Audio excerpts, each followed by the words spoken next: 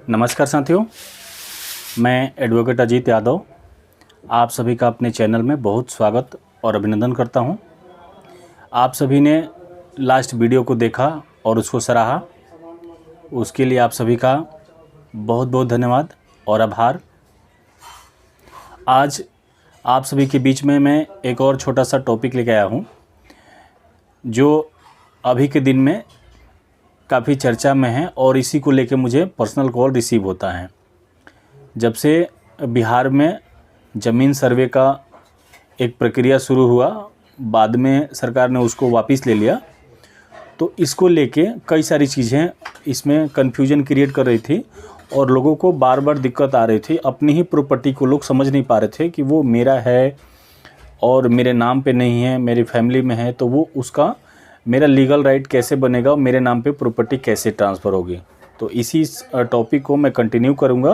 Video थोड़ा सा लंबा होगा, तो आप लोग पेशेंसफुली इसको थोड़ा सा लास्ट तक देखने का प्रयास कीजिएगा ताकि बात पूरी तरीके से समझ में आए।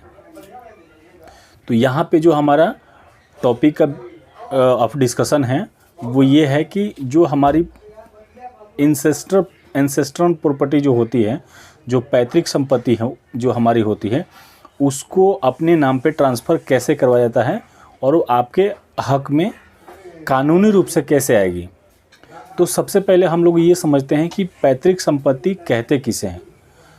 पैतृक संपत्ति वो संपत्ति होती है जो हमारे एंसेस्टर्स हमें देते हैं, यानी कि हमारे वर्तमान पीढ़ी से 4 पीढ़ी पूर्व से जो ज़मीनें हमें मिली है या जो भी संपत्ति मिली है, यहाँ पे मैं स्पेशली लैंड के ऊपर ही बात करूँगा। तो जो प्रॉपर्टी हमें मिली है प्लॉट के रूप में, वो अभी के हमारी पीढ़ी से 3 पीढ़ी 4 पीढ़ी यानी दादा परदादा के ज़माने से जो ज़मीनें हैं वो हमें मिल रही है, वो जो संपत्ति होती है वही पैतृक संपत्ति होती है। अब इसमें डिस्कस ये होता है कि पैतृक जो संपत्ति होती है इसमें किस किस का अधिकार होता है। तो ये जनरली बात है, सबको पता है कि जो ज़मीन मेरे दादा के नाम से है उस ज़मीन में मेरा हक है, जो ज़मीन मेरे परदादा के नाम से है और अनडिवाइडेड हिंदू फैमिली है तो उसमें मेरा हक और अधिकार है। और पहले क्या होता था, अभी से लगभग 20 या 25 साल पहले जो प्रॉपर्टी होती थी उसमें बेटियों का हक नहीं होता था। लड़कियों को ऑन रिकॉर्ड जो बंटवारा होता था तो वो उनको उनका हिस्सा नहीं दिया जाता था। लेकिन सन 2005 में हिंदू उत्तराधिकार अधिनियम 2005 करके आया, जिसको हिंदू सक्सेशन एक्ट 2005 के नाम से हम लोग जानते हैं। इसमें सरकार ने प्रावधान किया कि जो भी एंसेस्ट्रल प्रॉपर्टी होगी, जो भी पैतृक संपत्ति होगी, उसमें लड़की का लड़के के बराबर हक होगा। तो अब जो परिवार में बेटियां हैं, लड़कियां हैं, उनका भी जो एंसेस्ट्रल प्रॉपर्टी है, जो पैतृक संपत्ति है, उसमें उनका बराबर का हक और हिस्सा रहेगा। तो अब हम लोग इसमें समझेंगे कि जैसे मेरे दादा या परदादा के नाम से जो मेरी प्रॉपर्टी है, जो प्लॉट है, लैंड है, ज़मीन है, तो वो मेरे नाम पे कैसे आएगी। ये थोड़ा सा प्रक्रिया जो है, काफ़ी प्रक्रिया आसान है, लेकिन लोगों को कानूनी और जो इसका प्रोसेस है अपने नाम पे करवाने का, उसका जानकारी का अभाव है। इसलिए लोगों को लगता है कि ये जो प्रक्रिया है, जो प्रोसेस है, वो लेंदी है या डिफ़िकल्ट है, लेकिन ऐसा कुछ नहीं है। अगर आप किसी प्रैक्टिसिंग लॉयर से असिस्टेंट्स लेके और आप अपनी पैतृक संपत्ति को अपने नाम पे करवाना चाहते हैं तो बहुत ही सिंपल तरीके से ये हो जाएगा।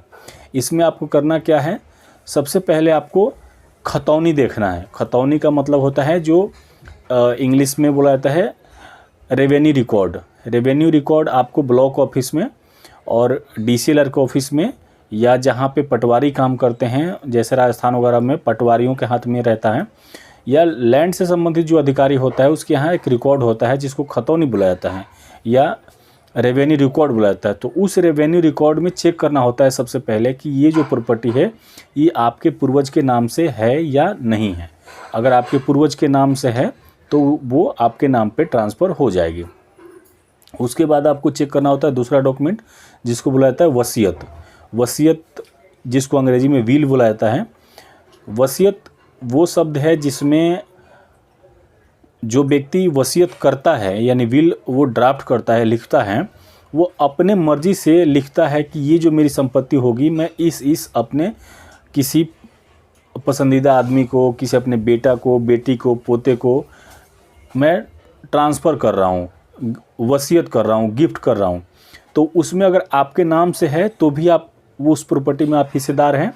और अगर आप किसी एंसेस्ट्रल प्रॉपर्टी में वसीयत में आपको मतलब इग्नोर किया गया है, आपका नाम दर्ज नहीं है, तो उसमें आपका हिस्सा नहीं बनेगा। तो इस चीज़ का ध्यान रखना है। उसके बाद आपको देखना है, आपको अपनी जो वंशावली होती है उसको तैयार करना होता है कि आपके वंशावली में जिसके नाम से, जैसे आपने खतौनी में चेक किया कि ये ज़मीन आपके परदादा के नाम से है, तो आपको एक वंशावली भी डीप उसका एफिडेविट देना होता है कि ये जो जिस परदादा के नाम से जो ज़मीन है, इन्हीं के वंशज में मैं हूँ और मेरा इसमें हक और अधिकार है। तो ये आपको कोर्ट से वंशावली बनवा के देना होता है। सब कुछ होने के बाद खतौनी, वसीयत, विल और वंशावली देने के बाद से आपको क्या करना होता है कि आपको उस ज़मीन को पाने के लिए एक आपको सूट फॉर पार्टीशन डालना होता है कोर्ट में। जैसे मैंने पहले बताया कि पैतृक संपत्ति अगर परदादा के नाम से है और हिंदू अनडिवाइडेड फैमिली है तो उसमें मेरा हिस्सा हुआ। अब उस हिस्से को मैं लेने के लिए क्या करूँगा, तो कोर्ट में सूट फॉर पार्टीशन डालूंगा, यानी बंटवारे के लिए एक आवेदन दिया जाएगा जिसमें आपको एक प्रैक्टिसिंग लॉयर की आवश्यकता पड़ेगी। वकील साहब को आपको मदद लेना है और उनके मदद से आप एक बंटवारे का वहाँ पे एप्लीकेशन आवेदन डालेंगे और कोर्ट जो भी आपके हिस्सेदार होंगे उसके अकॉर्डिंग आपका जो हिस्सा निकलेगा वो आपके नाम पे ट्रांसफ़र कर देगा। और ये बहुत ही सिंपल प्रोसेस है। इसके अलावा क्या करना है कि अभी सबसे बड़ी जो चीज़ आ रही है कि जब से ज़मीन सर्वे का काम हुआ है तो लोग धड़ाधड़ अपनी ज़मीनें बेचने पे लगे हुए हैं और किसी और के नाम पे ट्रांसफ़र करवा रहे हैं।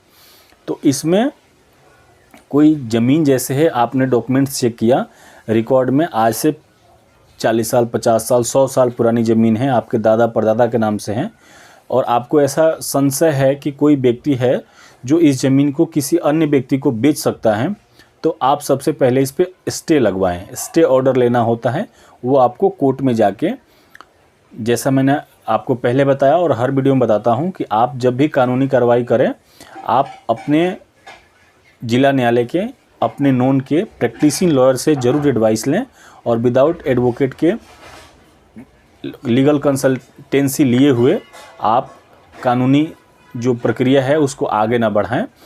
आप कानून का और एडवोकेट का जो एडवाइस लेते हैं वो आपके लिए ज़्यादा बेनिफिशियल होता है और आपके काम को बहुत ईजी कर देता है। तो जैसे मैंने पहले बताया कि सूट फॉर पार्टीशन डालना होता है। उसके बाद अगर कोई आपको डाउट लग रहा है कि कोई इस प्रॉपर्टी को बेच सकता है, उसमें आपको स्टे ऑर्डर लेना होता है।